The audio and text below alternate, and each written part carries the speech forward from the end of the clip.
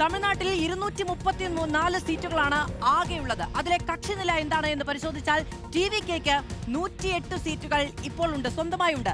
DMKക്ക് 59 സീറ്റുകളും അണ്ണാ DMKക്ക് 47 സീറ്റുമാണ് ഉള്ളത്. ഇത് നോക്കൂ, അതിനോടൊപ്പം INCക്കുള്ള 5 സീറ്റ്, PMKക്ക് പട്ടാളി മക്കൾ കക്ഷിക്ക് 4 സീറ്റും ഇന്ത്യൻ യൂണിയൻ മുസ്ലിം ലീഗിന് 2 സീറ്റുമുണ്ട്, CPIക്ക് 2 സീറ്റ്, CPMന് 2 സീറ്റ്, VCKക്ക് 2 സീറ്റ്, BJPക്ക് 1 സീറ്റ്, DMDKക്ക് 1 സീറ്റ്, AMMKക്ക് 1 സീറ്റ് എന്നുള്ളതാണ് നിലവിലുള്ള കക്ഷിനില. ആകെയുള്ള കക്ഷിനില 234 സീറ്റുകളുടെ വിഭജനമാണ് നമ്മൾ ഇവിടെ കണ്ടത്. ഇനി സാധ്യതകൾ പരിശോധിക്കാം.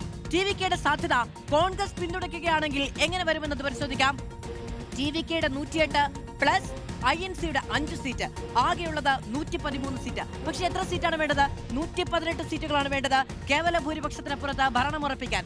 അങ്ങനെയാണ് എങ്കിൽ CPM CPI കൂടി പിന്തുണയ്ക്കുന്ന സാഹചര്യത്തിൽ TVKയുടെ 108 പ്ലസ് INCയുടെ 5 സീറ്റ് പ്ലസ് CPMന്റെ 2 സീറ്റ് പ്ലസ് CPIയുടെ 2 സീറ്റ്, ആകെയുള്ള സീറ്റ് 117. കേവല ഭൂരിപക്ഷം 118 സീറ്റ് എന്നുള്ളതാണ്.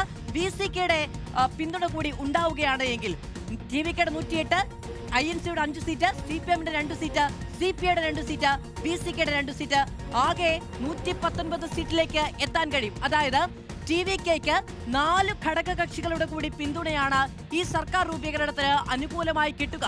ഈ 4 പിന്തുണയ്ക്കുന്നത് ആരൊക്കെയോ അവർക്ക് ഏറ്റവും പ്രധാനപ്പെട്ട പരിഗണന തന്നെ നൽകുമെന്ന് TVKയും വിജയും കൂടി ഉറപ്പ് നൽകിയിട്ടുണ്ട്. പക്ഷെ ഒന്ന് പരിശോധിക്കണം, TVKക്ക് 108 സീറ്റുകൾ, കേവല ഭൂരിപക്ഷത്തിന് 118 സീറ്റാണ് വേണ്ടത്. ആകെ 119 ഉണ്ട്. എന്നിരുന്നാൽ പോലും നമുക്കറിയാം വിജയ് 2 സീറ്റിൽ മത്സരിച്ചു. ട്രിച്ചി ഈസ്റ്റും പെരുമ്പൂരും മത്സരിച്ചു. അവിടെ ഒരു ഉപതെരഞ്ഞെടുപ്പ് കൂടി വേണ്ടതുണ്ട്. അതില്ലെങ്കിൽ പോലും 118 പേരുടെ പിന്തുണ വിജയ്ക്ക് കിട്ടുന്ന സാഹചര്യം ഉരുത്തിരിഞ്ഞത് ഇങ്ങനെയാണ്.